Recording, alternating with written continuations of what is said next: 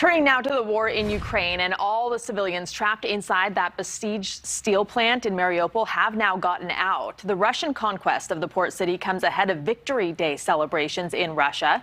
Ukrainian leaders warning that attacks will only increase in the lead up to Monday's holiday.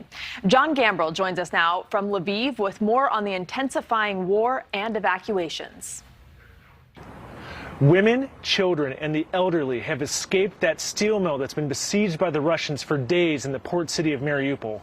That's according to Ukraine's Deputy Prime Minister, who made the announcement tonight, and this marks a major change in that ongoing besiegement of that port city. You have to remember that this was the last stronghold of Ukrainian fighters there, and that it tied up some 2,000 Russian troops who otherwise could have been deployed elsewhere in this raging war.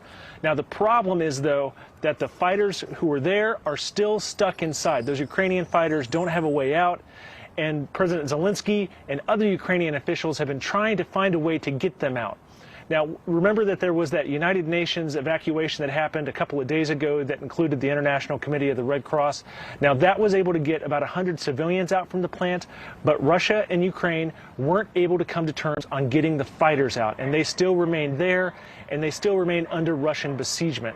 Now, Russia may try to push these fighters out or otherwise take the plant very soon. That's because on Monday, it's going to be Victory Day. That is a day that Russia commemorates the Soviet Union's win over Nazi Germany in World War II. We also expect that Russian President Vladimir Putin is going to give a speech that could be pretty important for the course of the Ukraine war as it's going on right now.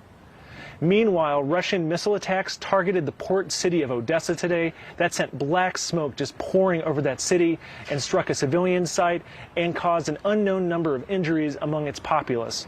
Meanwhile, pretty close to Odessa, in the Snake Island, which is on the Black Sea, a Ukrainian drone repeatedly struck Russian positions there and also blew up a Russian ship that was there. Now, you may remember Snake Island from the beginning of the war.